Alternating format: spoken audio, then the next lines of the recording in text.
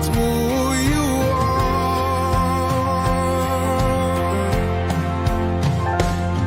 Say you are the only definition of a God. No comparison with you. it all starts and ends. Say you are, yes Lord, definition of a God. No comparison with you. It all starts and ends. Here we go. Say God, God, that's all I can say. Whoa. All I have to say. God, God, that's who you are. Oh, God, God, you never change. Remain the same. My God, that's who you are. That's who you are. God, God, that's all I can say. All I have to say. God, God, that's who you are. That's who you are. Nobody else like you. God, hey, you never change.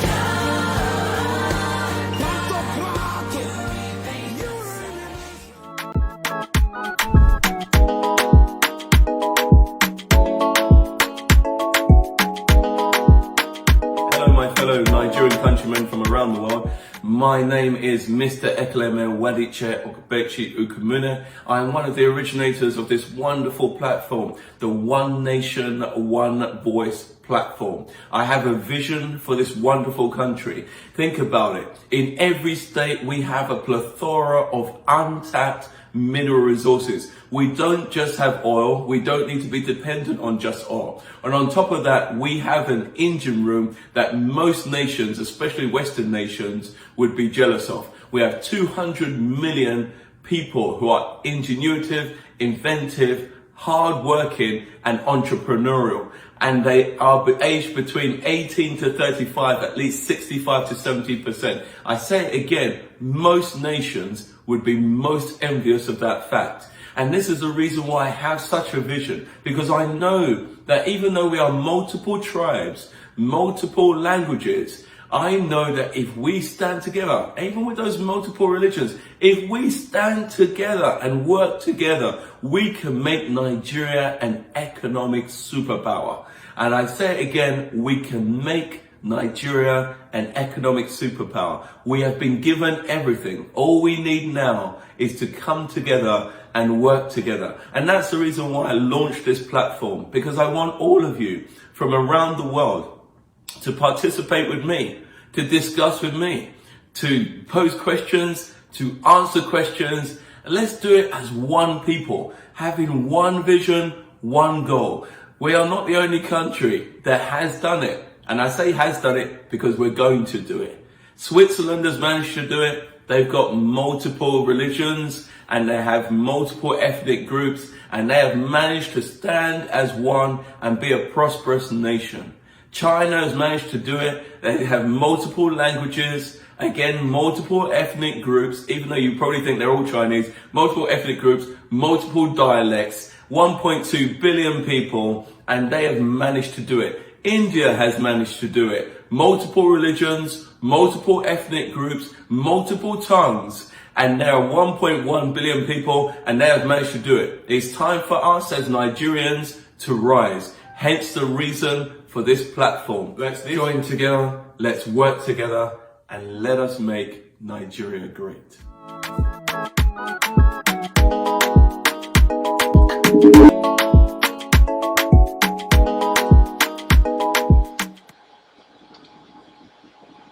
Good afternoon or good evening, depending on where you are in the world. It may even be good morning. Welcome back to One Nation, One Voice platform, in which we have the panelists again today. A few weeks ago, we spoke about COVID-19. Is it in Nigeria? What are the possible solutions? But what we have now is a much heated and hot topic. We have, is one Nigeria a reality or a myth?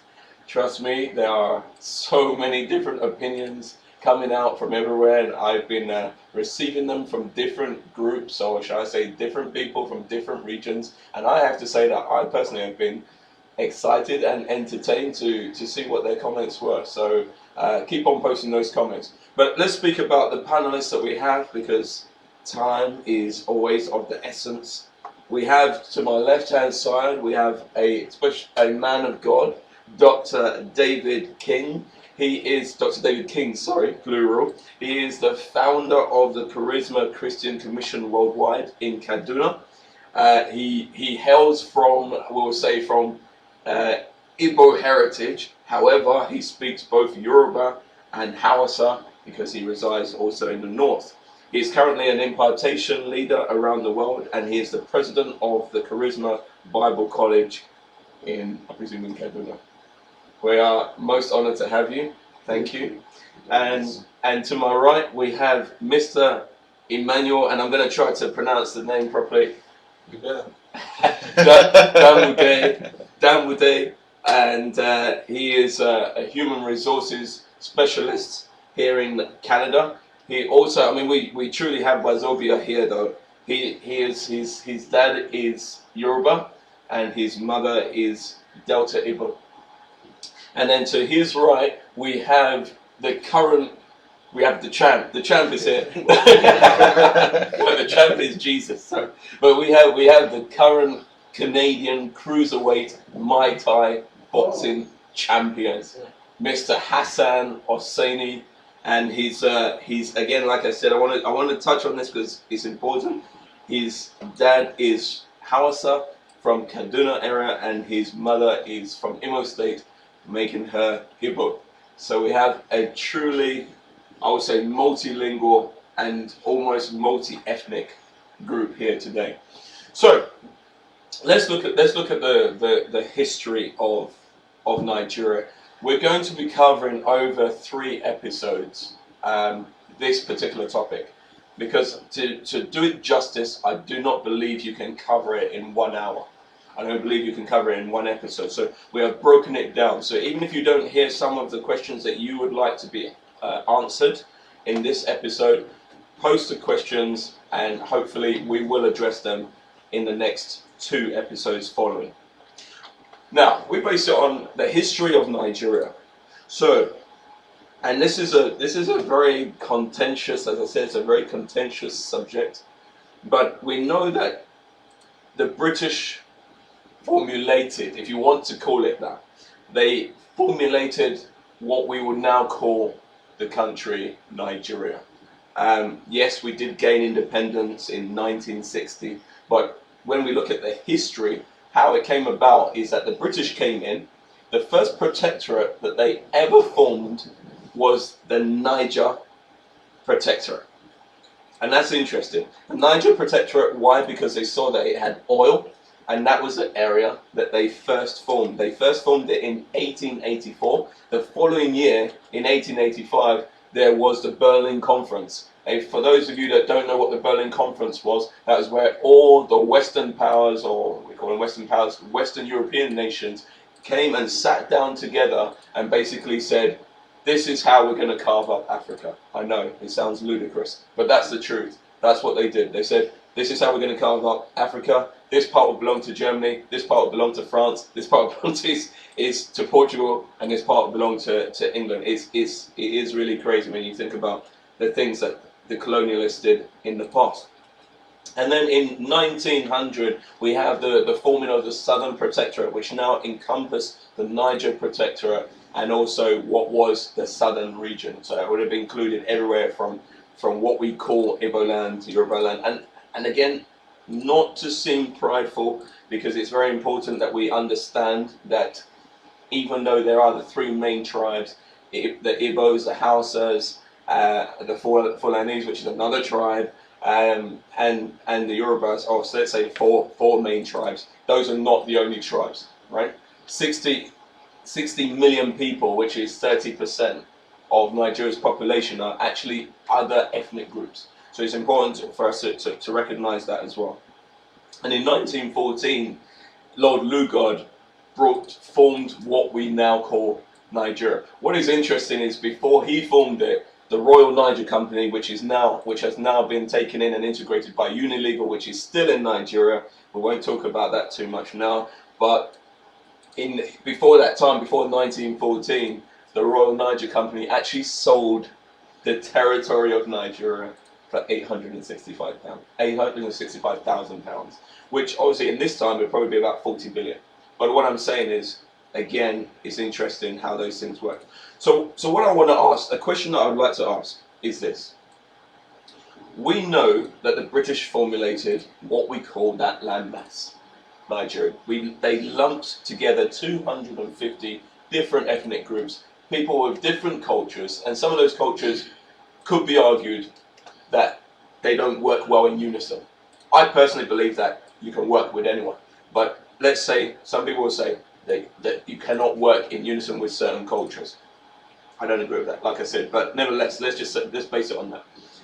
And brought together multiple religions and said, listen, you people are going to be one, but we're not going to rule you like that though. We're going to operate divide and rule policy. So we're going to create that distrust within amongst you, but at the same time, just to make it easier for us to rule over you, we're going to bring you into one mass. Now, so my question is, for you, the first question is, based on the early history of Nigeria, in regards to the multiple ethnic groups that were brought together by the British, do you feel that Nigeria is a legitimate entity? Can Nigeria be called a legitimate entity considering these ethnic groups initially did not come forward? Remember, I'm not trying to sway either way. I'm just saying this is a question that's been asked by many. So could you call Nigeria a legitimate nation considering that these groups did not come in agreement together and say we want to be together, but were forced to do so by the British? So who would like to start? Can we start with the man of God? Well, based on the realities of things from the beginning, the three blocks, the Igbos, Yoruba, and the Hausas, they did not come together to sit down and agree on tangible terms that they will be one nation, but they were just brought together, a kind of marriage. But I think there is a possibility that the nation can thrive together and succeed. So one Nigeria is possible, because we have seen it from the history of many nations across the world, where there are diversities of tribes, cultures, and different people, yet they were able to understand themselves and come up with one goal and purpose, and they are thriving. So one Nigeria is possible. Absolutely. Yeah, this is a question. It's a layered Because question. if we're talking about legitimacy, we're talking about law, constitution, right? And I'm wondering if there's any law or constitution that governs colonials. There were no rules at the time, so we can't be talking about legitimacy. So they come, like you said, Berlin Conference. They sat like they came to share food. Okay, you take this place, you take that place. There were no rules. Yeah. So in my opinion, I don't understand where the word legitimacy comes in here. They came in and then they did what they did, and they saw fit, and it went like that. So if they okay, like you said, we're in Canada right now, right? You have people from all walks of life, from all like different countries, and you're working together. In the States, it's the same thing. to all parts of the world when you're working together. So I don't really think it's about if you're Yoruba, if you're Igbo, if you're else, I don't really care about those things. What I care about is the structure and the roles and the mindsets and the vision of the country, like where are we going? What's our plan? What strengths, weaknesses? Like Dubai did, or the Arabs did. Yeah. Deserts. But you come with somebody who has a vision, it leads the country forward. You know what is that? And so Yeah. I don't want to sway either way, but I quite agree with that. Mr. Sadie? Just like he said, it's just a bunch of leaders who came in Berlin, sat down together and carved out a map and said, we take this place, we take that place. Like in my understanding, like my dad told me once, even before the British came, Nigeria was existing. There was no delay in Nigeria. There was no, Africa never understood that borderline thing. Yeah. Right? You just had kings, emirs, and everything. If an Igbo man had a problem with the tribe, they will always send delegates to be able to, like, everyone should live together. Right? There was always respect for. When now you hear Nigeria, they say, "Oh, Nigeria needs to break in half." Like sometimes it's just ignorance of people. Yeah. Right? Nigeria needs to break in half. What does that mean? At the end of the day, you have to understand that the whole border thing, the whole Nigeria, if you look at the region, it's someone that sat down there and drew a map there. If you really want to be realistic, there's no borderline anywhere in Nigeria. The country belongs to everyone. Like it's just like in Canada, the Aboriginals, they say it's their land. Yeah. Then you tell them that a guy came into a land and discovered the land that someone was living in. Someone was living in already. How does that mean? How can you discover something that someone is living in already? So it's just if you think about it, it's just the whole thing is just brainwashing. Yeah. And if humans don't understand what it means to be brainwashed, that thing there, for them to sit down they sat down in Berlin, not to say, oh, let's share this. They sat down saying, you know what, let's find a way we can brainwash these people that will affect them for so many years, and we can take their resources. Yeah. Wow. So people have to think about that. Yeah. Wow. some very deep answers. First of all, Emmanuel, you touched lightly on it, and we're going to ask that question as well. You touched lightly on it on restructuring. I like what you said, Mr. Hussein Hassan. I like what you said as well, because you were actually saying that. Listen, we're really looking at it. I mean, let's be honest. And I've asked this question to many people. Let's look at many countries and how they were formed. What about the UK? I mean, the UK, the English weren't the original people there. It was the Celts. Yeah. The Vikings took over. The English came from the Vikings, which is the Danish. They came from the Saxons, which is Germany. They came from the Normans, which is France. And what did they do? They went about on a campaign of conquest. That's what they did. But now what you have is you have very few Scottish that speak Celtic, and the same with the Welsh. But nevertheless, the point is they would see themselves as maybe Scottish or Celtic, Scottish or Welsh, let's say second, but first they consider themselves to be British. They come to an understanding and said, listen, this is how, if we work together, we can be prosperous. That's the same for Switzerland. France, you have the French, the German and the Italians, which in two wars, First World War and Second World War, they didn't fight amongst themselves. Even though there was war going on outside their borders, they didn't fight amongst themselves. They didn't say, oh, listen, I'm French, so we're going to fight again. No, they didn't do that. So I agree with you. It's a question. It's ignorance as well, and touching on what you were saying as well, Dr. David Kings, in regards to can we do it? Of course we can do it. We can definitely do it. It's just a mindset that is stopping us. The British knew what they were doing when they gave most of, let's say, most of the control, most of the power to. And again, please, viewers, I really hate to use the term North, because it's the same way I don't like to use the term South. When I hear people say the Southerners or the Northerners, that doesn't make any sense to me. If you look in the North, multiple tribes. If you look in the South, multiple tribes. The only thing that unites the North really is a religion, possibly Islam. Yeah. In the South, you might say it's Christianity that unites. But the truth of the matter is that tribalism is so embedded now into people's mindsets that when even amongst born-again believers, if you scratch the surface, you start to see troubles. And that shows that the people need a real mentality change. So my second question, leading on from this, is if Nigeria can work, we presume it cannot work the way it is currently set up. So, does Nigeria need to be restructured? And if so, what would that look like to you? Alright, to me, this is what I believe. It's my own opinion. Yeah. Nigeria has been working. Whether you want to say it has been working. No, believe it or not, the country is working. What I mean, the country has been working even before the British people came in. Yeah. It's just that they came in, and I don't like calling them colonial masters or whatever they call them. Yeah. I just call them people who came into Africa to share the ideology of politics. The country has been working for years.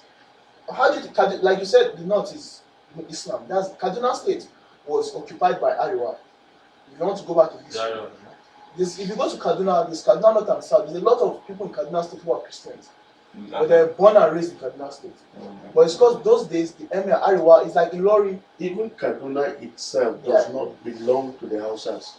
So Kaduna as a city Yes. belongs to the Bagi people. exactly. And the most important thing you need to know, Islam, though slightly majority in the north, but we have a lot of Christians, ethnic groups. That's what I mean. So if you look at it, Nigeria has been working for so many years. The only problem we have is the political system. Mm. That's the problem. The country is working.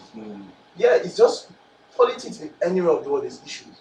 Here in Canada, US, believe it or not. Like there's something my mother called me and said, oh, that she had that in Canada. And I saw a video that they said, oh, Canadian government is dashing people $2,000 because of this COVID thing. I'm like, yes, they are, but now the ignorant part is that Nigerians don't know that at the end of the day, where do you think government is going to collect their money from? From that same $2,000 because they go to tax. And if you'll be getting back your tax money next year, you're giving everything to the government. Then what? You're now back to square one. So the problem we have is a lot of ignorance. It's politics. Nigeria has been working for so many years. But if we keep telling ourselves, oh, when will this country work? That is the mindset there. You have to understand the country has been working even before the British came. But the only reason now we're seeing Nigeria like that is because they gave us that in Nigeria and they put that division there. That is the problem. Okay, but let me clarify that question then. When I say does Nigeria need to be restructured, Yes. there are many things on the ground, even in regards to quota systems and education, the education quota systems, that I don't want to say may favor particular groups, because to me, honestly, if the Nigerian government had implemented the right educational plans, then by now everyone would be on a level ground. So I don't want to say favor. It was to help, to assist, to assist certain groups to be able to, ethnic groups to raise the standard to where maybe some in the south had reached. Yeah. Okay. So but what I'm saying is those things are still in place. Yeah. The truth is they're still in this. place. The truth is this. When the three blocks were brought together, the colonial masters were caught. The first thing they wanted is to see that the educated elites from the East do not assume full responsibility of leadership. They felt if they kind of sublet the power to the North, they'll be able to dance to their tune. That was exactly what happened. So, but Nigeria is working, but in another sense, it's not working. So I'm not in the full, I don't agree fully that Nigeria is working as it ought to. So restructuring is the best. The question is, what is restructuring? 5 things come to picture. 1 is devolution of power. Number 2, it has to do with fiscal federalism. Number 3, it has to do with creation of state police. Number 4, it has to do with local government autonomy. And lastly, it has to do with creation of more states. Now, if these things are properly addressed and put into picture, Nigeria will swing into full-fledged grace to rise up as a nation and probably be the power hub of the world when it comes to sense. Because Nigeria, personally as a person, I've traveled to 85 nations. I've not seen any country like Nigeria.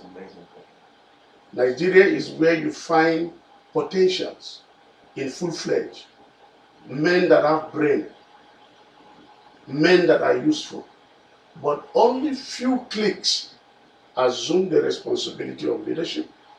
They bastardize the nation. They destroy even those that are rising up that could help that nation.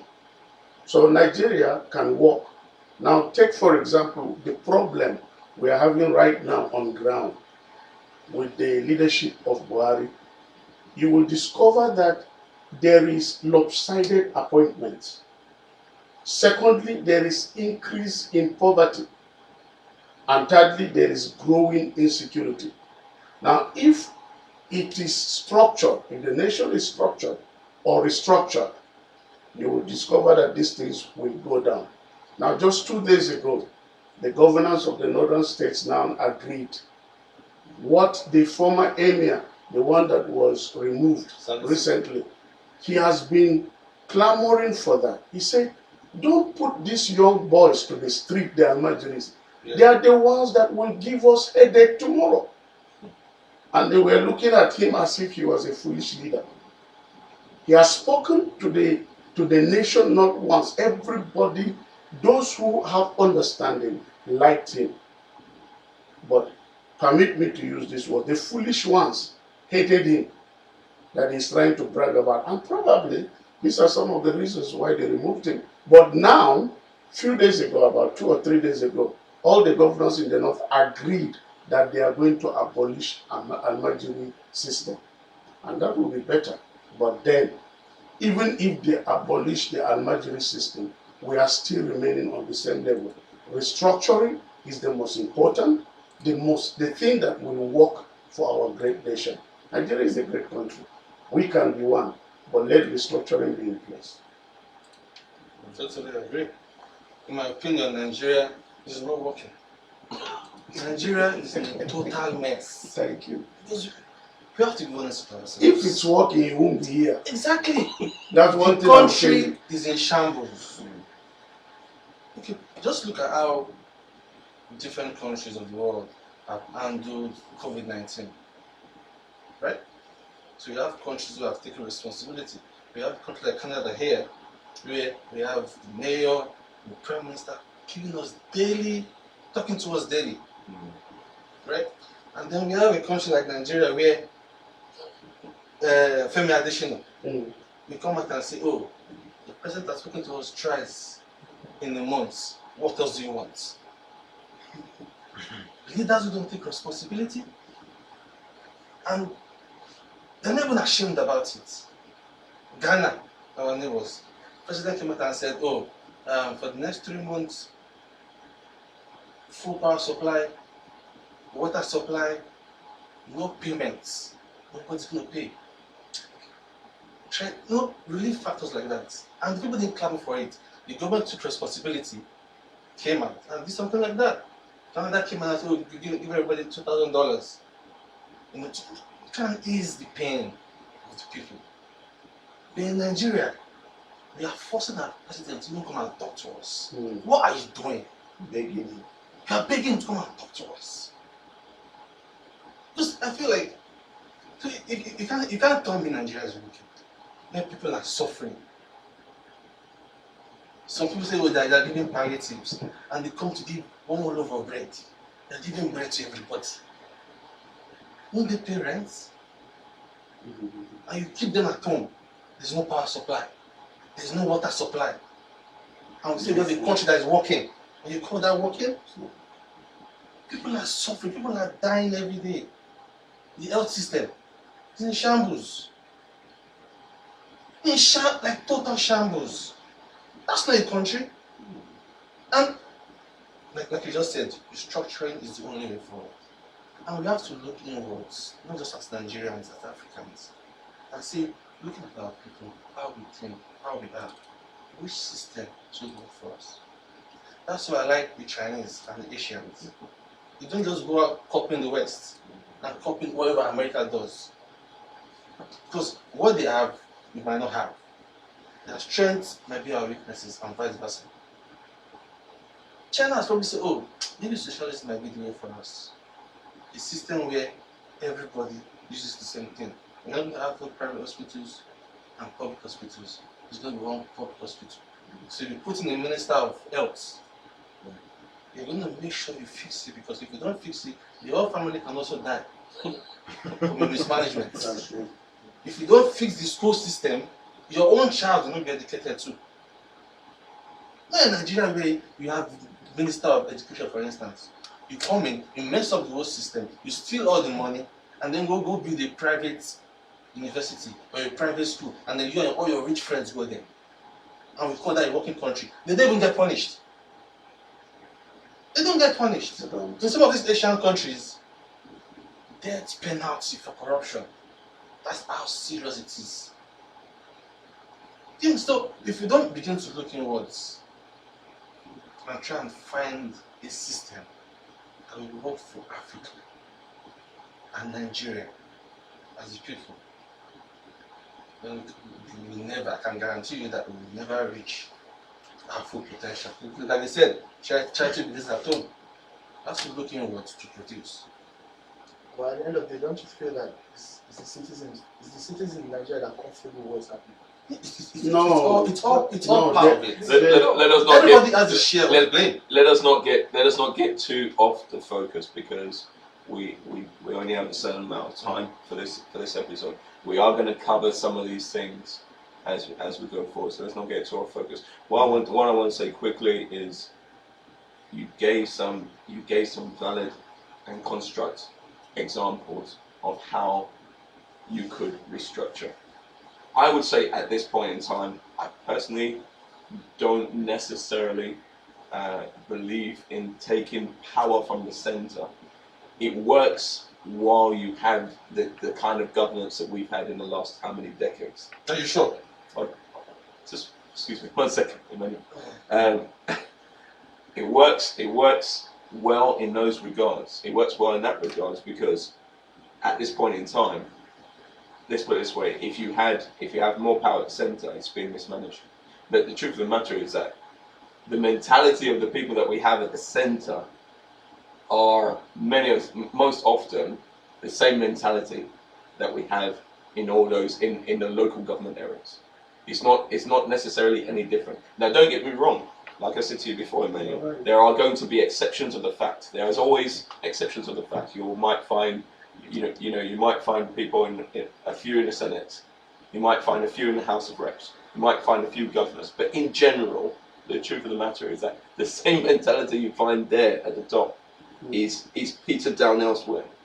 So what I'm trying to say is that wouldn't necessarily. I mean, we have governors in different states that have embezzled money, and we know this. I don't want to mention names, and they've embezzled money. They've received the money for the state, but they've taken the money, which shows you that these people don't have any love for that. They don't have any love, or they're not thinking about the care and the welfare of the people. I wanted to touch on a point that Hassan made as well. I understand. I think from a perspective, I think I understand what he is saying is that the people, by and large.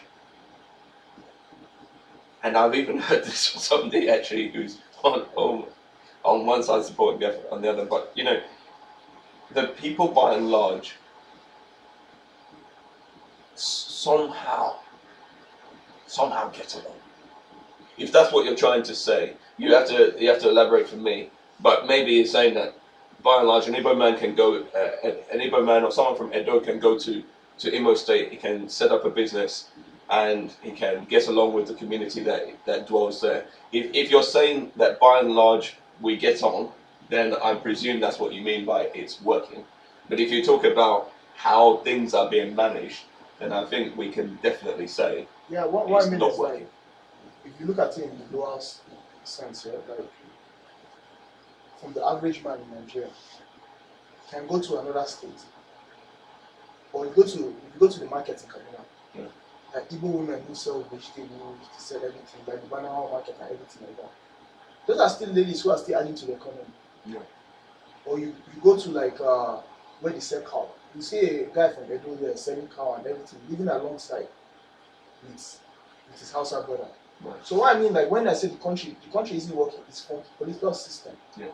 It's those guys who, because at the end of the day, when you look at Nigeria, when people think of Nigeria, they're not thinking about the citizens in the country. They're thinking about the political system. Anywhere in the world, you always think about the political system of the world. So in a way, like, I understand what he's saying. The problem is power, and the guys there on the top. That's the problem. Is the people there at the top. And again, it's, to me, I feel like sometimes, like, the reason these people these politicians are misbehaving is because maybe the citizens will align them to misbehave. You can't you cannot come and behave anyhow here and people will do that. The system is this. You don't live in Nigeria, let me tell you something else. Since I grew up there and I'm still there, it is not the masses that allow the political cliques to do what they are doing. If you rise up, you find yourself killed or in prison, and they do it without mercy. This has frightened the people, the general masses, to the extent that there's nothing, they feel like helpless now. But my major concern is this: if there are things that we need to address in the nation, it has to do with all the blocks, because it is not only the north that has problem. All the blocks have problem. For instance, the northern elites must desist from religious politics. That's the first step. If ever there will be a change in Nigeria, particularly the northern elites, they must desist from politics of religion. Think about it. Somebody who is not educated is the one leading intellectuals now in Nigeria. Yeah, that's true. It's an embarrassment. The northern youths also must rise up to admire and pursue education. Because if the system of Almajiri is not destroyed, you have so many of these young men on the street begging, sleeping sometimes in gutter. What you throw into trash is what they will go and pick to eat. And now, anybody that rises up, the politicians in the north, they use these guys to do evil. This Boko Haram that we have now, they were these so-called Almajiris that the man raised them up, gave them weapons to protect his governorship. And when he was, after his 2 terms of service, he was about to go, he could not maintain them, and now they need money. And that's where this group came up. So the youths in the north must rise up to pick up education. All the other ethnic groups in the north, let me say this clearly, all the other ethnic groups, take for example, Adamawa State alone, we have over 126 different tribes. Adamawa State alone. If Adamawa State alone has those number of tribes, and most of them are not Muslims, they are Christians, but who even rule in Adamawa State is a Fulani man. And because he is ruling, the system now started to, the Almajiri system started to eat into the hopes of the entire northern states. And as a result, we have all the mess that we have. The same Almajiri people are the ones that they use to attack the general masses. And they do it because they are ignorant. Coming down to the southeast, in 2014, we had Ndibo pastors gathered, over 6,000 pastors gathered. and we invited educated personnel, intellectuals, to give us lecture on the same subject and things we are looking at now. And we realized that one Nigeria will be our best. If we stand as a nation, we will go very far. But what do you have as a problem in the Southeast? The Southeast must heal herself, because in the Southeast we betray one another. The clique of what we have now, having somebody that is not very educated leading the nation, is because our brothers in the South, just because of political interest, with the mind that if he finish his 2 times, then somebody from there will come up and emerge as the president. They agreed to support somebody who will not be able to lead the nation to be the president. So we need to heal ourselves. There's problem. You have problem in the South, you have problem in the East, you have problem in the North. Yes, probably West. So there must be, these guys, all these 3 blocks must sit down and look at their major problem, because the entire blocks are sick. That's sick. That's it. And like you just said, this problem everywhere. And every country, we always have their problems. It's the perfect country. That's true. Well, that's why we have systems and structures to control things. I like what you said when you said, oh, we have to people from the north or the elites must stop from using all these imaginings and all this religion and all these things. But you can't control individual action. Yeah. If they believe, if I raise these guys, use them to defend my governorship, how will they can do all those individual things. But once you have systems in place to checkmate these things, Very true. Very true. then you're making headway. That's why the focus must be on systems and structures. And I like what you said when you talked about decentralization. If you take power from the central, you are beginning to solve the problem. That's true. So, because let's use Nigerian police for instance. If you Nigerian police is centralized, so a guy from the north is posted somewhere in the west where he doesn't know the terrain, he doesn't know the news and crime, he doesn't know where the bad guys are, and you expect him to do his job properly? He won't. State police system. And that has gone around all system, all the systems. So that's why state police has come in, or has to come in. But that's why you see the West now taking initiatives. Okay, we are going to form this Amoteco thing and try and make it work, because we will not allow people to continue to be robbed and so much insecurity. So if we don't decentralize power, let every so-called region sit up. If it's the north and say, okay, let us do this oil thing. What do we have? What can we bring in from us and donate to the central called Nigeria? And begin to work that way. The West, same thing. The East, same thing. So everybody, The South. do your own work. Become serious. No more free money from oil. That's true. That's why they steal. Oh, government allocation. Take your own. So do just take that. The next one will come. But it's free money. But when you work for it, you do your agriculture in the north, you do your business in the east and whatever you are doing, and then you donate to the central to function. Now we have a system. Now we have accountability. Because now we all know, let's say in the north we are working, for instance, to bring to the center. There's more accountability because now we know how much you're bringing in, we know how much you send to the center. So you can, and it becomes very clear now that if you don't work, if you are not working and people are suffering, then you are not working. It's like the West now trying to tackle security already. So now imagine what happens when they have the full power to actually look inwards. And that's what they've done. They have looked inwards and said, okay, how do we solve security? And thought, oh, probably need guys who know guys from this place are the ones that can solve it, and they've done it. So if they're given more power to do things like that, I'm going to the health sector, I'm going to other different sectors. Other regions you can learn from it. The East liked what the Western government did with Amoteco, and they were looking at their own. You know, so if that shows that when you decentralize power, because at the end of the day, we're looking at the grassroots. These are the people who need it. They're the ones suffering. So you need to bring the power closer to them.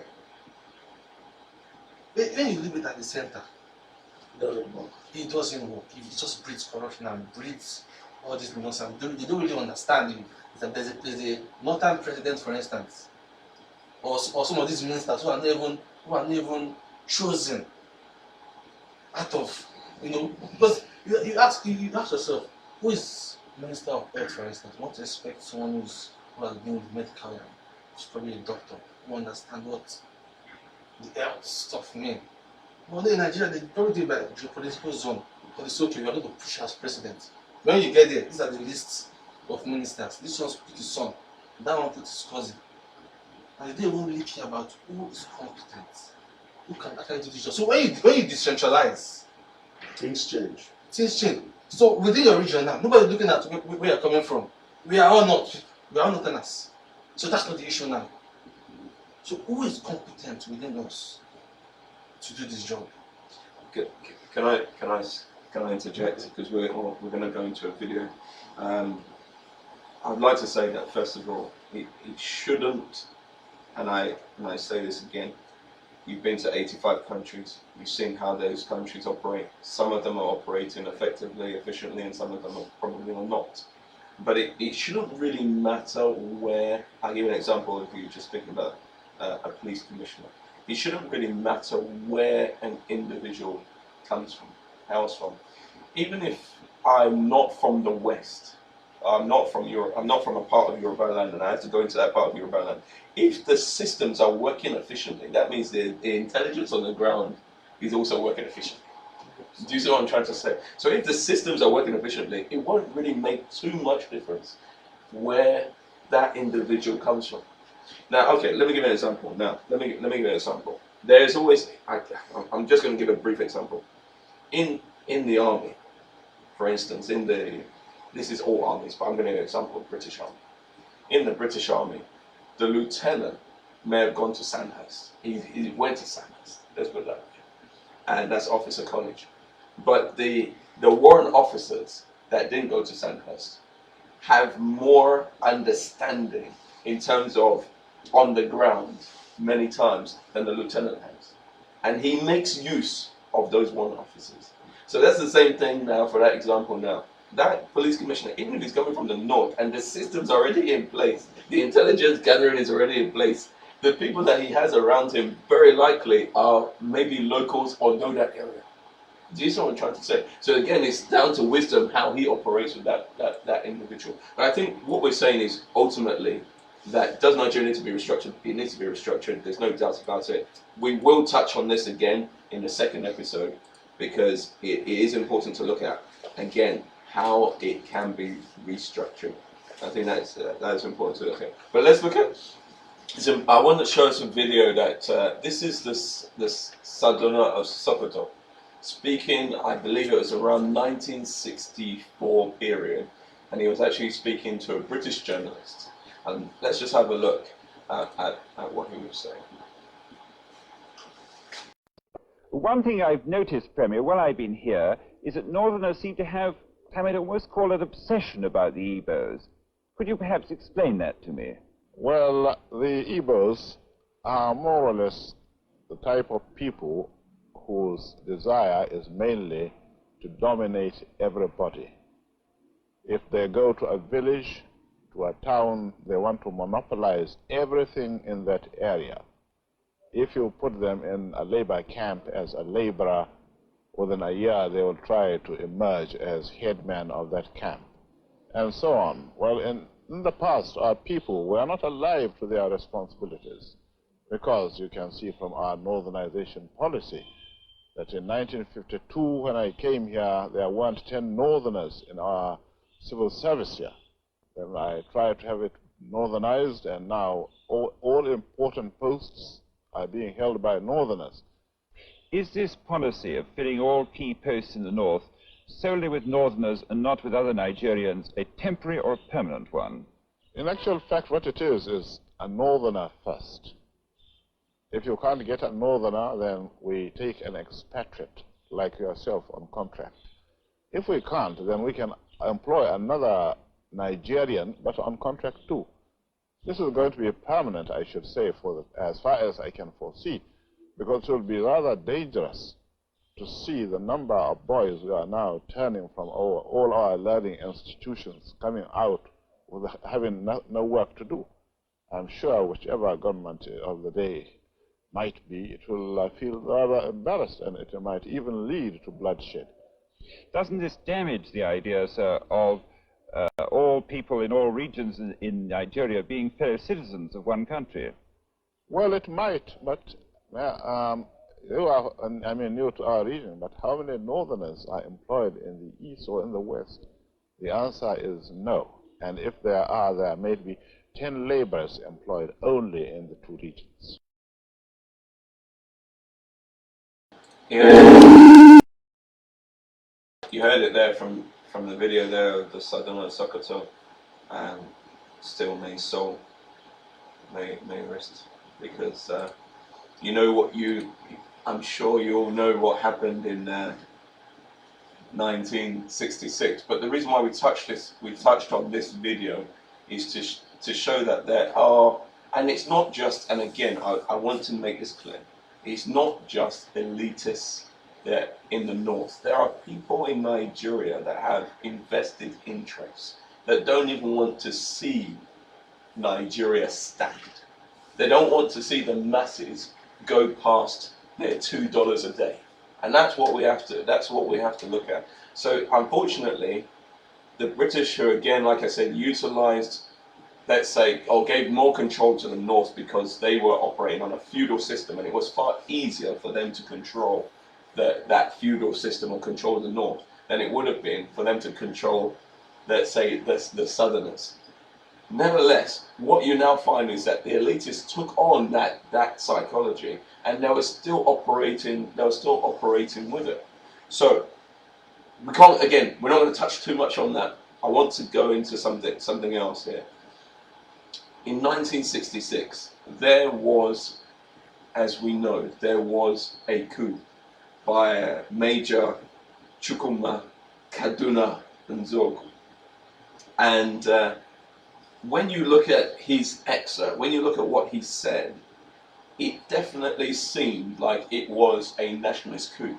However, there were mistakes made, and that's where we have to look at.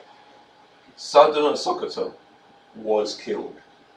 Amadu Bello was also killed. Tafawa Balewa was also killed. Opera in the east, who was the eastern region ruler, was not killed, and Azikiwe was on holiday. Unfortunately, what we now have is a nation outside of Nigeria, namely the British, who already had issues with the South and had issues with the Igbos, now deciding to fuel the flames and make it look as if it was an Igbo coup. Personally, could the coup have been prosecuted better? That would have meant, I mean, when I say I don't necessarily agree with coups, but I'm saying if you're going to carry out a coup, then you have to get all your targets. Because there is that, in a country like Nigeria, where there are those divides on ethnic, cultural and religious divides, you would have to understand that such an action, if not prosecuted properly, could create certain suspicion. If that suspicion has already existed, which we already know that it did. I'm not pro-Biafra, but I do know that the Igbo people very much believe and have believed for a very long period of time, even from the independence, in a one Nigeria. And that's why they move everywhere. Because they believe, oh, anywhere we can go and we can settle anywhere. So now we find ourselves on the basis of a coup that was carried out. Frontliner being an Igbo man. We know that Fajina was there as well, but they will say that, and to a certain extent the rank and file obviously were mainly actually hailing from the north anyway. because that was the general makeup of the army at that point in time. Officers, Igbos were officers, blah blah blah, and higher up in the civil service. But the rank and file were Northerners. So we know that the rank and file of which he was leading some of them, they came from the north. However, it was turned to be what we see as an Igbo coup. I want to take this excerpt from Nzogo because it's interesting. He speaks about corruption here, and I tell you, I'm sure that many of you at home and even here in the panel, if corruption was at this level, you'd probably say, oh, it's quite good, we're getting better. So let's just look at what he said. He said, our enemies are the political profiteers, the swindlers, the men in high and low places that seek and take bribes and demand 10% from contracts. Now, they demand 90%. So at that point in time, it just shows you where Nigerians were. As far as he was concerned, that was corruption, and it is corruption, obviously, but not to the level that we are now. He said, those that seek to keep the country divided permanently, those that seek are amongst those 10%, so that they can remain in office as minister of VIPs at least. The tribalists, the nepotists, those that make the country look big for nothing before the international circle, those that have corrupted our society and put the Nigerian political calendar back by their words and deeds. Now, I want to touch on something. Like I said, Sardauna Sokoto, he was not the only elitist that felt that way. And definitely at this point in time, we have elitists from all over the country. Yeah. When they are chopping money, I'm sorry to use that term, chopping money, but when they are coming together to take money that does not belong to them, trust me, they are coming from every region, every ethnic group. So what I'm saying is, those same elitists, whether they be in the north or they be in the south or in the east and the west, they are not interested in the masses as holding on and assuming this power that is rightfully theirs, that's in their hands. And that's why I will touch quickly on what Hassan said. Are the citizens partly to blame? I heard what you said, and I'm going to pose that question. Don't worry, but I just wanted to say that what both of you said is both fair points. The masses are dealing with a system that is prepared, that is not merciful, and is prepared to deal with them any which way. They didn't choose to arrest Nnamdi Kanu. They tried to kill him. So worry, they threw him into prison, and if there wasn't enough of a fuss, he may have still been in prison to this day. So we know that, and then there's many innocent people that are in prison that haven't even committed the crime. So we know there's a lot of things going on. However, you touched on something as well, Hassan, right? And when we were looking at this whole perspective, is the citizens are partly to blame. I'm going to say this, and I'm going to be bold to say this on camera. The elite that suppress the nation, if you want to put it that way, the elite and their security apparatus. Now, I'm not saying I'm calling for a revolution. Maybe I am, but not in the sense of carrying up arms. What I'm saying is the elite and their security apparatus that protect them do not number up to 1% of the country's population. So that means that the 99% of, obviously some of those are children, but let's just say at least 70% are deciding to accept the status quo, which is suppression and oppression. Just to put something there, it's like, you can see what's happening in Hong Kong right now. Thank you. China is a communist country. Those people, they don't play. You think Nigerian police torture people? See what happened to the Muslims in China. The world didn't hear about it. But look at what's happening in Hong Kong. There's so much people a citizens can take. China don't play with those people. When they decide to deal with you, they will torture you, kill you. They don't care. Look at the man that they said came out with the COVID thing. He went missing. What happened? He came out. So it's like the Arab Spring. Arabs don't play. The uprising in the Arab nations. There's so much cities can take. Look at what happened in just a good example. Look at what happened in Turkey when they planned that coup. What happened? You see this thing said, you know what? Enough is enough. And what happened? The soldiers had to drop their arms because you can't fight the whole country. You can't. But there's, like you said, I left Nigeria when I was 18. But growing up, when I was in school, secondary school, there's one thing I understood, one thing with Nigerians. But when I used to say it, Nigerians, they will say in pidgin, we're too comfortable with poverty. Nigerians are comfortable with poverty. No light, we won't complain. But okay. The thing is this, the generation right now, like the mindset of our generation is changing. The mindset is changing. There's so much people can take. And that's what we're seeing happening in Hong Kong right now. That's why Syria is the way Syria is, because there's so much the people can take. They rather let the country destroy than they keep living like that. So it brings me to a question. There is a question that we have to touch on, and we have a video for it as well. But we'll touch on the question first. Did the Civil War need to be fought, or was it a British ploy to protect its own interest? I have a video on it, but I want to hear what the panelists are going to say. And the reason why I say this is because before the Civil War, there were different conferences between Ojukwu and Gowon. And one of them, Aburi, of which many people know about, he asked for things that were legitimate and could have been easily given. For instance, the oil that is being produced in a said region, let them receive some of the profits of that oil so that they can develop that region.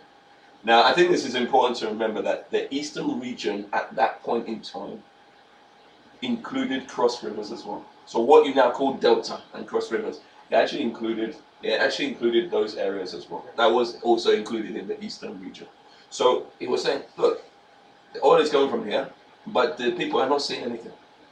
And then there were a few other things which again could have still been accepted. Apparently, I'm not going on record, but apparently it was thought by Ojukwu that Gowon agreed to those things, those prerequisites.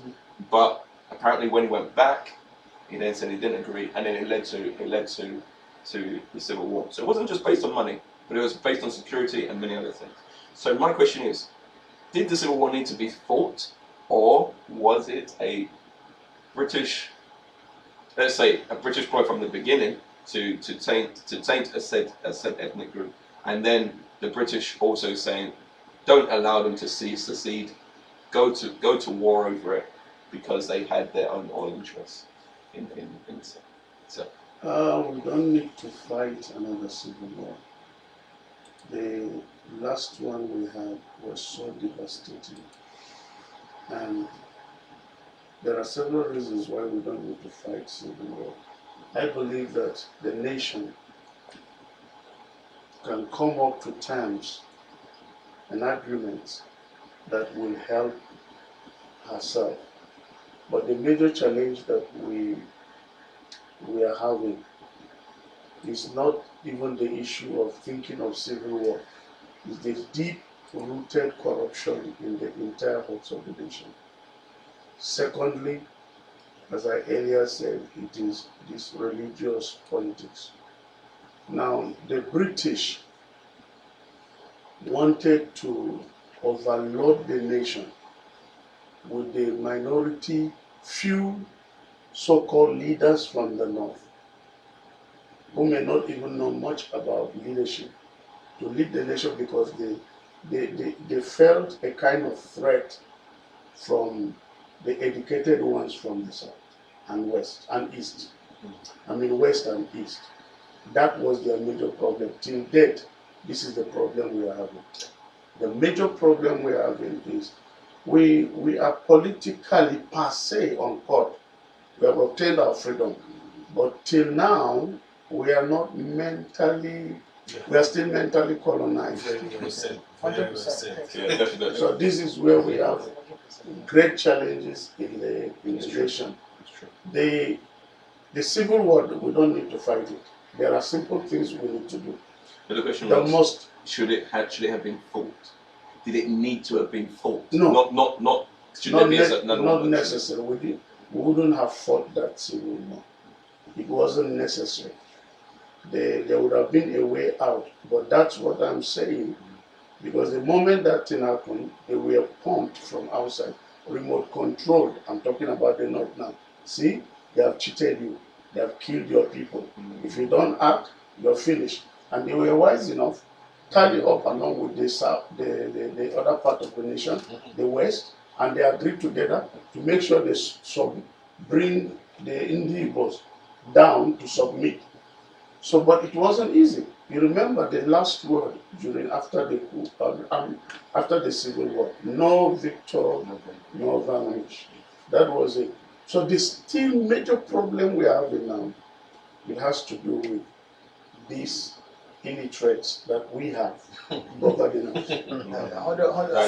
And the problem, because even in the north, we are not free. Those of us who are from the north, those who are from the north are not free. The masses Because are suffering. the house, I mean, the headsmen now, you see, even the Fulani, you know, Fulanis originally, they are not from Nigeria. No, they're No, not. They're they're from not, yeah. Niger, Chad, all Chad, those, those- they're foreigners. When they came in, they took over the houses in Sokoto, So, came down to Katsina, them, all these places, they Lorry, took over. all those people. photo. Now, when Usman Amfodio died, that was when Mohammed Bello became the leader.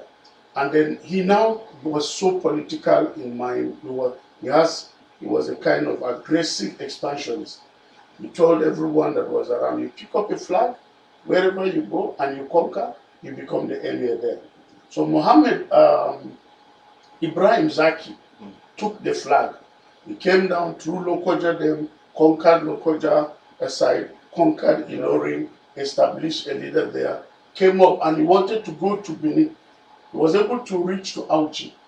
On his process to go to Benin, that was when the Benin kingdom resisted him. So he couldn't win. So he came back. He got another flag, went to Borno. Do you know that Islam entered Nigeria in 1601? And the first Muslim in Nigeria is Umejunmi. And he was a Kanuri man. Umejunmi in 1601. In fact, the Hausa side, Islam has, it took about 200 years before Islam came in there. So when Ibrahim Zaki was going to Borno, he took another flag. The leader then was Maidunama. He was the king of the Kanuri people. So the man asked him, what do you want? Are you bringing Islam or you are after politics? And the guy said, no, he's bringing Islam. He said, well, but we are already Muslims. So what are you looking for? He still fought them. So it was during that battle that this Maidunama sought the help of a Kanibu scholar by name Shehu El Kanibu. So he came, he fought Ibrahim Zaki. Ibrahim Zaki went back reinforced, came the second time. When he came the second time, the former king, Maidunama, died. Maidunama the second now came up. He appealed to that Kanibu scholar again. He was like a kind of Abraham that we have in the Bible. He was a scholar, but he has a lot of Almajiri who were like militants. So that guy again came and fought this man, but he said, if I fight Ibrahim Zaki the second time, that means I should have a place in your kingdom. So he said, okay, you will be the sole administrator. So he fought Ibrahim Zaki and killed him. This is what brought about the change. So what am I saying? This thing is a kind, the West, permit me to use this word, is still using the North to kind of oppress the entire nation. This is the problem that we have. We may say many things. Corruption is there, it has already eaten, because when the other two blocks saw that they have nothing to gain, after all, they wanted, there was war, and they killed a lot of individuals. They said, what do we do? Let us, if we can't beat them, let's join the system. That's where the stealing now starts. Everywhere now, the corruption is all over. This is the major problem. So if we are going to solve that problem, so I've answered your question, is we need to educate the young ones in the north. If they are not educated, our problems continues as it has been in the beginning socially. Yeah. And can I just, before the two of you, just can I just say on the record, again, this is why I said that there are people with invested interests, and the elite throughout the country do not want to see an emancipated, strong masses. They just don't want to see it. To me personally, when I see the masses from what we see in the northern part of the country, I feel for them. I really feel for them. At the end of the day, God has created all human beings, and He didn't create us to be begging anyone. Yeah, He has given, again, in every area of the country, in every state, there is a plethora of abundant resources. With the right leadership, the right governance, we won't find ourselves in the situation that we find ourselves. It should never be that way, that you have a few that have everything or have a lot, and then the masses have nothing. It should never be that way. I don't know. As regards the war, like what you just said, I feel like lack of education, in my opinion, caused the war. Because what happened between Ojukwu and Gowon with their burial code? Gowon wasn't educated. Ojukwu took him to Ghana for that burial code. He didn't know what he was signing. But Gowon He signed their burial code in ignorance. And then came back to Nigeria. They told him, Oga, what have they signed? You have literally given this man the power. And he said, really? Oh, it's not going to happen. But you said, you have signed. This one said, it's not going to happen. And then they went to war. See, in my opinion, like, if you look at the bigger picture, if Gowon was educated, went to Ghana and saw that Aburi Accord, right there, and you tell him no. So maybe the war would have been avoided. But yeah, it's true. But this one, I don't really know. I'm young, but compared, like, what I understand about that war, and there's a documentary on YouTube. If anyone wants to go see it, body language is very important when leaders are talking. Look at the body language of Gowon and Ojukwu. Ojukwu didn't look happy in that accord. Gowon was a young, I don't know, he was a major or captain there. Yeah, major general. He didn't want to fight that war, 100%. He did not want to fight that war. To my understanding, he was looking for every way to not go to war with, like a civil war. But if you again look at the body language, Ojukwu, to me, when you look at the way his face was, his body language was, he already knew he wanted to fight. Because number one, to me, that war was all because of oil. And at the end of the day, who suffered? At the end of the day, see, to me, they say one Nigeria. There's one Nigeria. The politicians are one Nigeria. As long as all of them are taking one, that is one Nigeria. But the one Nigeria is that the citizens are suffering. That's why it's not. But there is one Nigeria. The politicians. Look, let me tell you something. The Igbo politician is okay with the Hausa politician. As long as he's okay. That's it. So the thing is this: the body language. When you look at leader, look at that body language. Ojukwu already knew he was going to. No, you are saying the same thing. If I'm smart and you're dumb, right? It's going to look like maybe he didn't really like the idea. It's like it's like in Nigeria where you want to buy a shoe that you like. You go to the market. You won't go to them and say, "Oh, fine shoe, very nice shoe." It's going to be increasing the price. Yeah. When you nonsense shoe, when you're buying this shoe makes sense. But when you debunk the shoe and this shoe, and you dump it.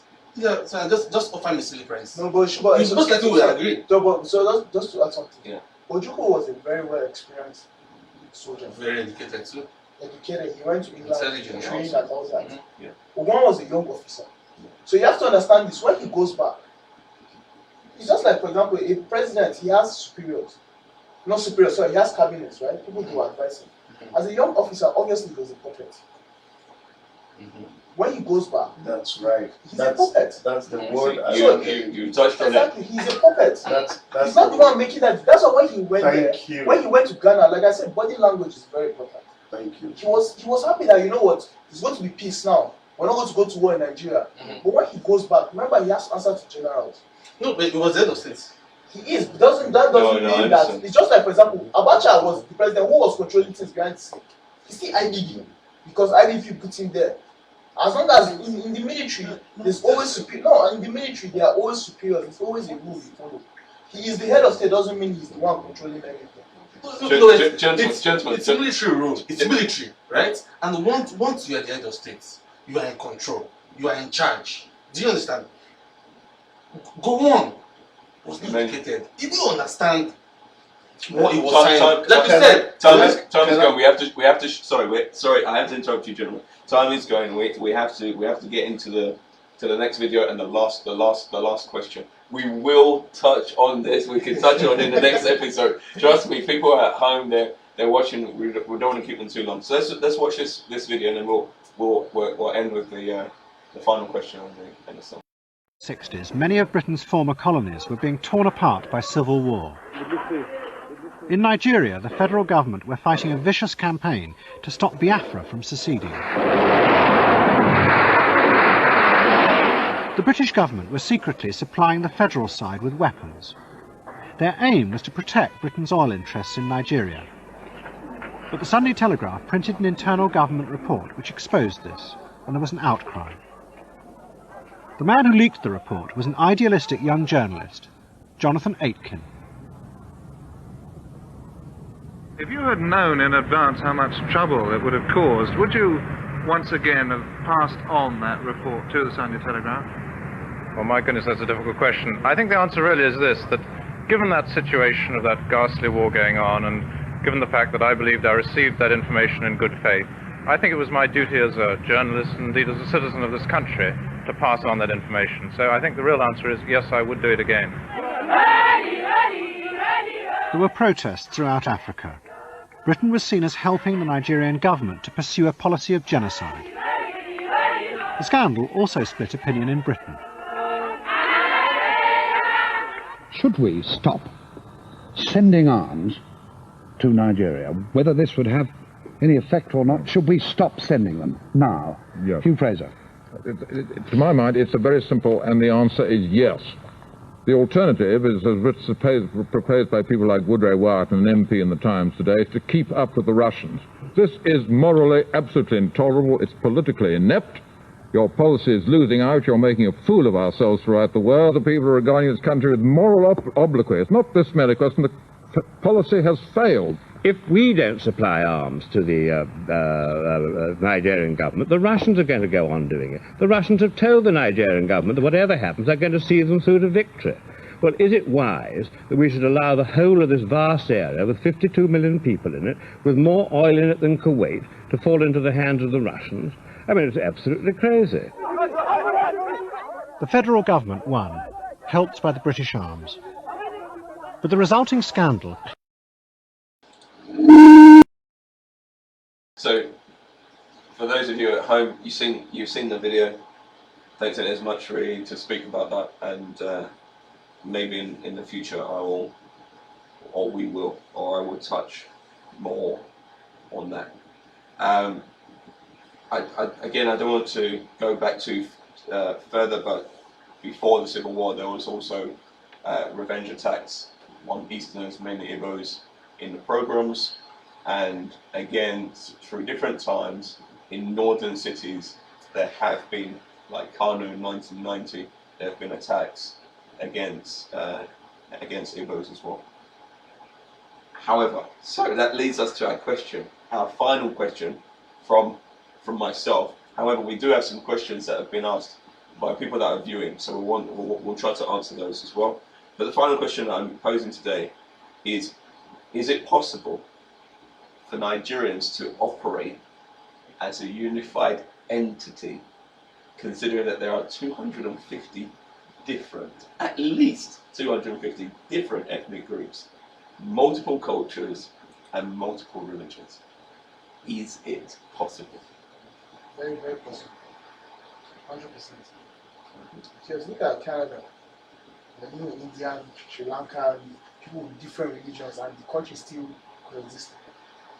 So it's very possible. You see, one thing that is certain is, as humans, it's always going to be conflict.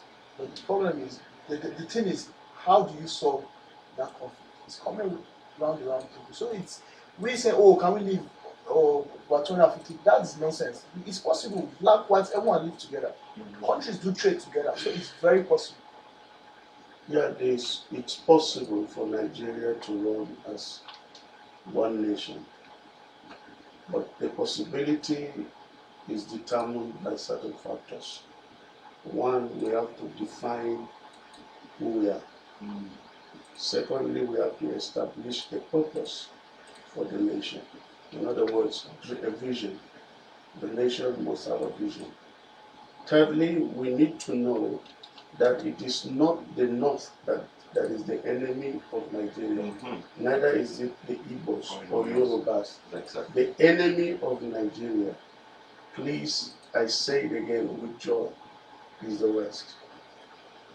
Not only Nigeria, the entire of Africa. It's just like what China is trying to do now. Yeah. So the entire of Africa. So the enemy of Africans is not the Africans. We are still being remote controlled from without. You come in, you are Yoruba, the other guy is Hausa, maybe I'm Igbo. They now come in and now try to say that, why you're foolish? Look at it, this guy is the one leading and he's the one eating everything. Your people are suffering. And then they pump up your mind, get you, thank you. And then probably push in some finances to you to make sure that you cause a problem. And then problem burst out. Then this is exactly where the problem of Africa is, particularly now Nigeria. That's where our problem is.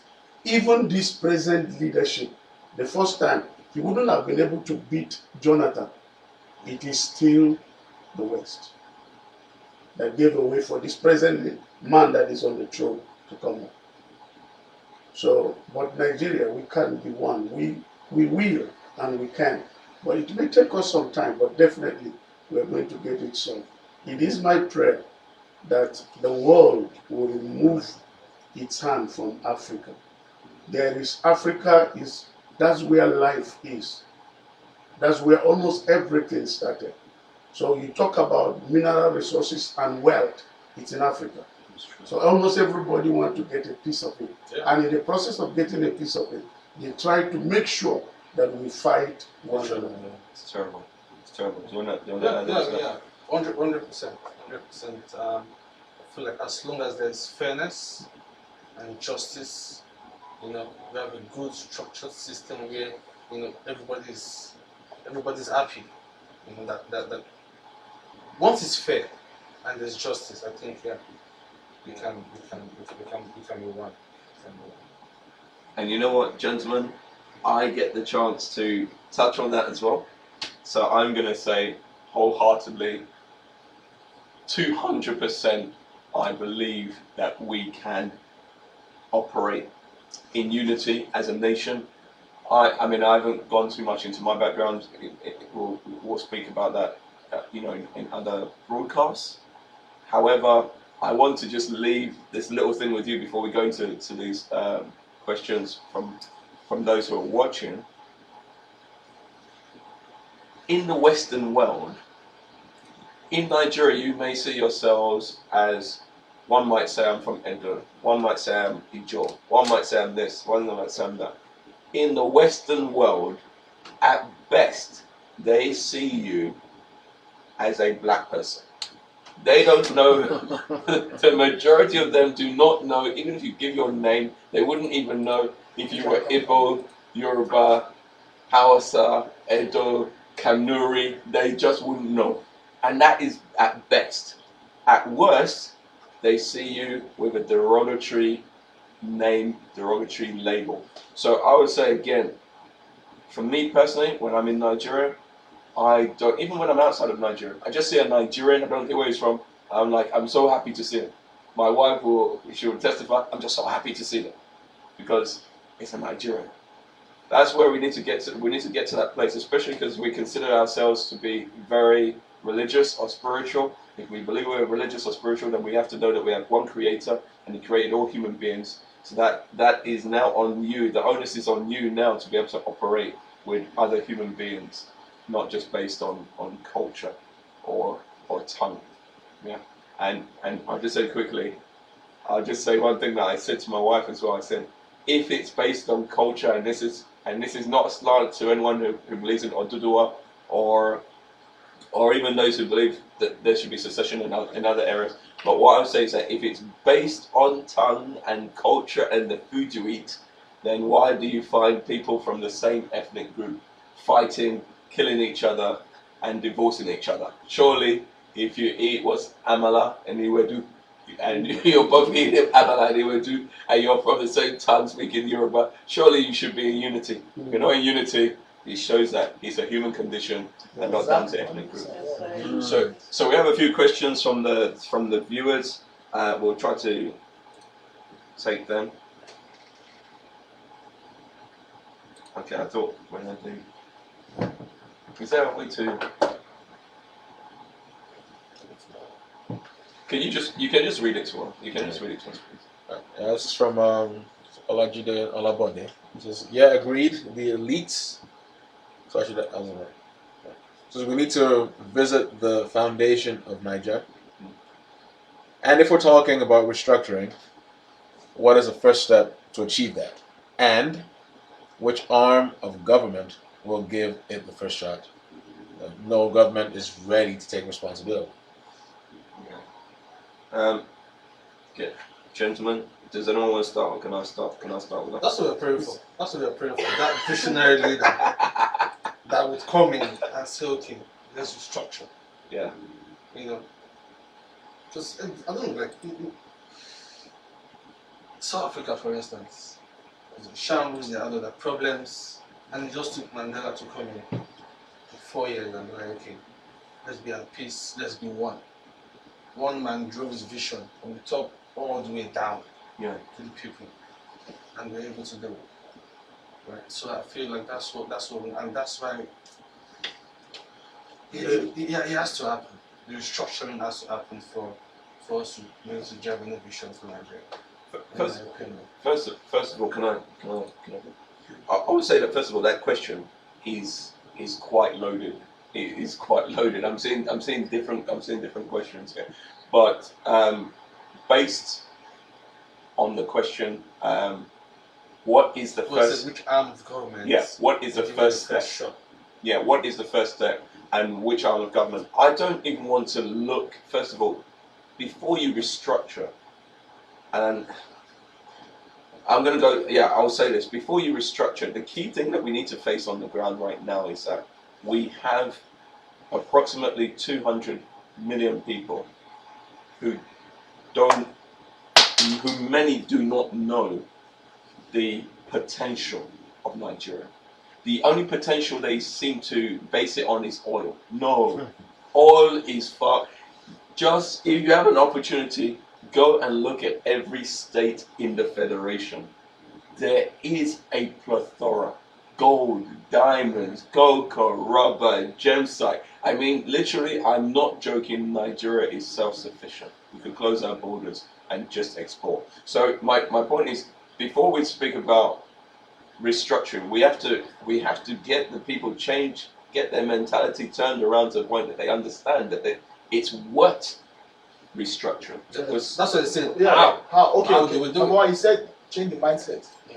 If you want to restructure, you see those old men that have they need to remove all those men. How? I don't know, but they need to just retire. They need to go and relax. Because that's the question. How? Number one, how? They should resign. There's nothing wrong in resigning. And let someone who's like maybe 40 something to come and win. You're Nigerian. I'm Nigerian. Do you think they will resign? That's the problem. They will not resign, but how? And the only way is to fight the government. I'm telling you, the citizens, that's the only way. But I know I'm not Nigerian. But we have the arm of government. The Senate. The easiest way and the House of Reps to start, as I earlier said, is to educate them. So how do you want to educate a 80-year-old man? No, I'm not talking about the elderly ones. If you educate the young ones, the young ones from the north would be the ones to arise to fight the elderly ones in the north. If somebody from the south comes to fight the elderly ones, they will deceive the young ones and say, you see, they want to kill us so that they will kill you also. That's where the problem is. So you have to educate the young ones in the north. Right now, they are being used like goats. Yeah. But the question is still how. It's possible. How is this? When Jonathan was in leadership, listen to me. The schools he built in the north, he did not build them any other place. He built schools in the north. But when this system came in now, everything was scattered. So the thing is that what arm of government should start? Is it from? So I think so that's what I was going to get to. If you're talking about the arm of government, I'm not talking about Senate or House of Rep. From this perspective, you have to don't even think about.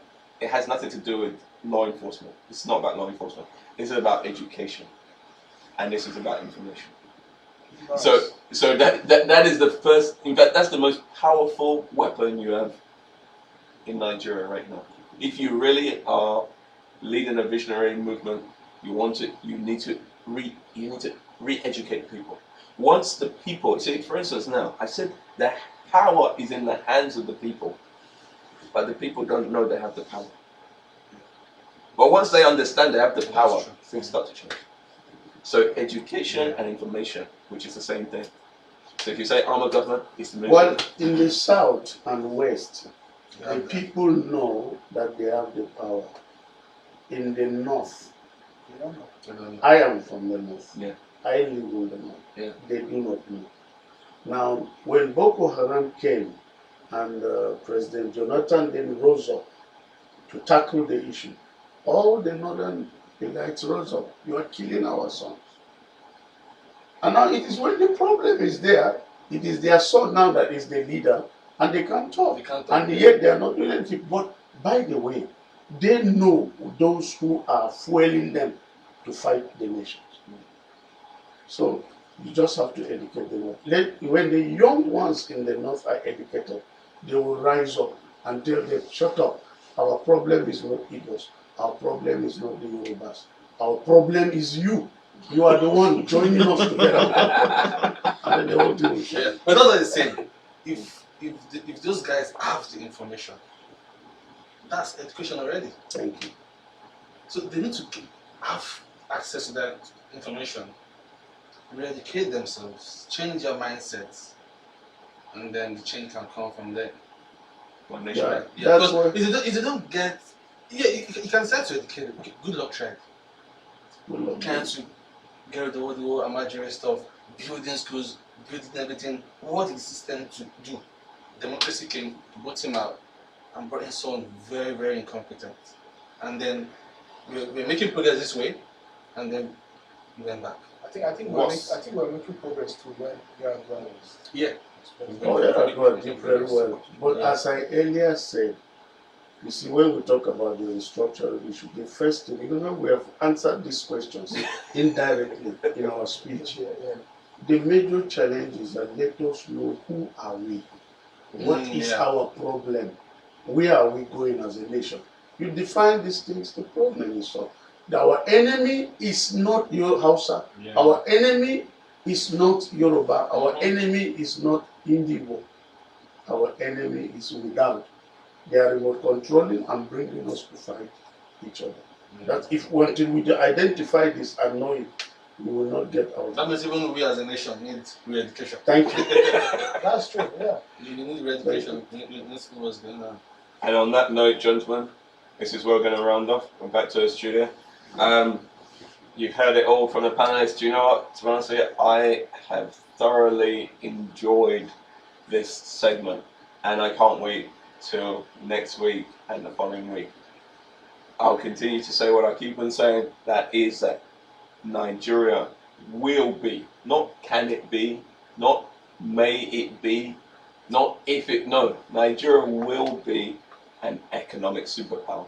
The days are dwindling for those colonial powers or ex-colonial powers, and even for those that have invested interests that have suppressed and oppressed the people for so long. Their days are dwindling. I can guarantee you there is a movement coming, and it's not just one nation, one voice, but there is a movement coming with power, and I'm assured and I know that the people will be gathered, they will be educated, they will be given the information, and they will unite behind that movement, and I can be sure that they will forge a greater, more prosperous Nigeria.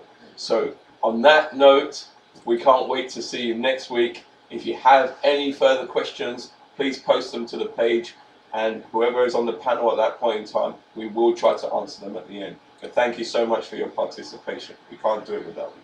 Thank you. God bless you.